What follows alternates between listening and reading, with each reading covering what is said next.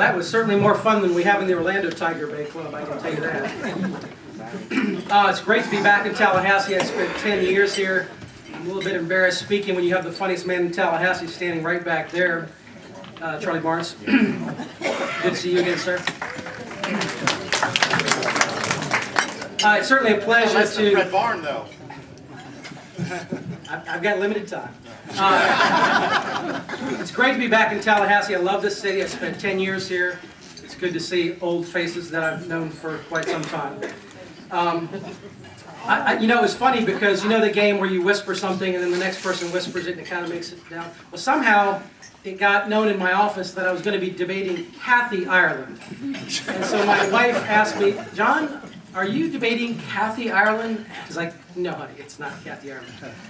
But anyway, it is good to be here. This is a serious topic, and so I'm going to go ahead and give you my 7 minutes, which really is 7 hours of public policy information. I'm going to pack that into 7 minutes, so just hang on. Let me start with what this debate is about and what it's not about. What this debate is not about whether homosexuals can be good people or good citizens.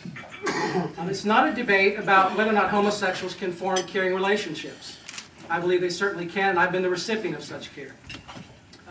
And it's certainly not a debate about whether homosexuals should be treated with equal dignity, worth, or respect under the law or under the United States Constitution. What this debate is about whether or not a relatively small group of people should be able to literally wholesale force a fundamental redefinition of marriage upon the rest of society, primarily through a branch of government that is unelected and unaccountable and inappropriate for making public policy. I present to you primarily 3 arguments this afternoon as to why same-sex marriage is not in the best interest of children, families, or the common good of society. First of all, marriage is rooted in the natural order. It serves not only a private purpose, but it serves a compelling public purpose, and therefore it deserves public protection. All the collective wisdom of human history, not to mention logic, biology, tradition, and common sense, tells us that marriage was created, designed, and intended to be between men and women. Now, in some civilizations, multiple spouses, but always between men and women. And in fact, you can take a globe and spin that globe and stab your finger down on any landmass during any time period in all of human civilization, in any culture, and you always find marriage as a sociological constant. Now, why is that? Is that because Jerry Falwell brainwashed everyone? Is it because of, you know, the Republican Party or the Catholic Church or Dr. Laura or Dr. Dobson's radio show? No, it's because marriage is root into and is built into the national order, and it enforces that fact. There's some talking going on. It's a little bit distracting. Thanks. Secondly, same-sex marriage subjects children to a vast, untested social experiment. Let me say that again. It's a very important point. Same-sex marriage subjects children to a vast, untested social experiment. Now, I think it's important, and a tipping point for understanding this issue is that when we create a same-sex marriage, you are simultaneously creating a same-sex family. And so the question is now not just 2 libertarian individuals living together, but it's the context of children and the socialization of these little human beings that we call children. Marriage is always about the next generation. No society has raised a generation of children in same-sex families, so this is risky business. And the bottom line is that kids need a mom and a dad. Children benefit and are protected from having a proper understanding of the relationship between a man and a woman, a husband and a wife, and a father and a mother. That's just optimal human socialization. And our opponents, they must assume, and they have no response to this, they must assume that there's no inherent importance or value that is brought to the table in human femininity or human masculinity when it comes to the raising of children. A mom and a mom is just as good as a mom and a dad. That has to be their position. And we would reject that wholeheartedly. Not only do we reject that, but massive body of social science literature would also reject that same proposition as well. Fathers and mothers are different. Parents, fathers and mothers, we play differently with our kids. The way I wrestle with my boys on the bed is much different than the way my wife wrestles with them, if at all, and that's the point. We communicate differently. We motivate and discipline differently. We praise children differently. We protect them differently. There's a distinct difference between mothers and fathers. And we've had a full 30 to 40 years of fatherless and motherless homes, and it has been a disaster.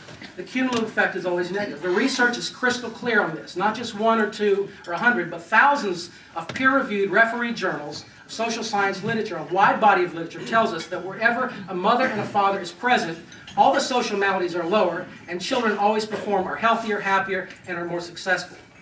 And the inverse is true. When a mother or a father is absent, particularly a father, all the social maladies are higher. Teenage suicide, dropout, criminal behavior, teenage pregnancy, depression, you name the social malady, it's always higher when there's the absence of a mother and a father. And there have been no peer-reviewed, refereed studies with a wide sampling nationally of same-sex parenting homes. So is taking a risk, that's the point. Much in the same way that no-fault divorce was taking a risk. I think Ronald Reagan was one of the greatest modern presidents, but he gave us, in 1969, no-fault divorce, and it has been a sociological disaster. He thought he was doing something small and insignificant that was just going to be a procedural thing, as many people view gay marriage. But in fact, it was inflicting a vast, untested social experiment that now, 40 years later, we know is a sociological disaster. Finally, same-sex marriages, if we establish same-sex marriage as a fundamental constitutional right, it will definitely have legal implications. It will undermine the existing legal rationale for prohibitions against polygamy and group marriage. And then it creates this new legal precedent for any form of marriage that wants to come to the table. Now you say, that's crazy, John, no one's advocating for polygamy or group marriage. Well, that's just simply not true. I mean, you can type in these words and you'll find these things. Here's an article by Jonathan Turley, constitutional law professor from George Washington Law School. It's the fellow hired by Johnny Byrd, actually, several years ago to advise him on a constitutional amendment.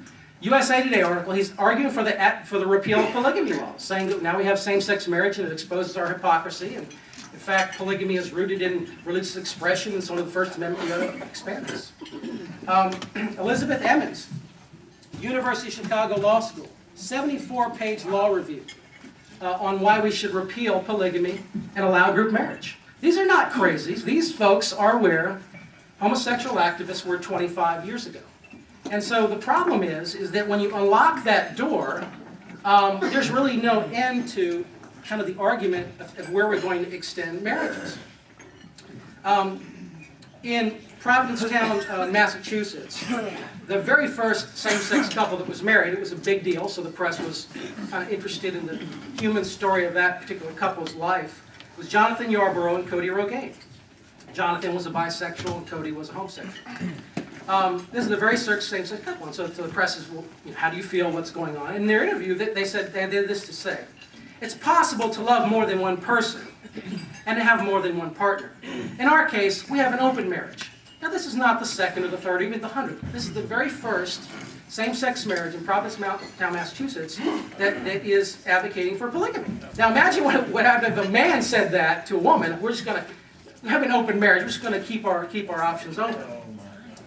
So the problem is, once you unlock that door to redefine marriage, there's really no limit to the aberrant views of marriage that bring themselves to the table. And see, if Andrew Sullivan is right, if the only two criteria for marriage is love and commitment, then why not any other folks? Here's a woman wants to marry herself. Why not? She's loving and committed to herself, so why not?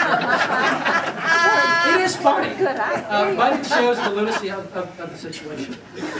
Now, in closing, if marriage can mean anything, then marriage means nothing. That concept, that sociological concept that we think about, little girls and little boys, of two people coming together, committing themselves for the betterment of themselves, the children, their families, and the rest of society, that concept is devalued.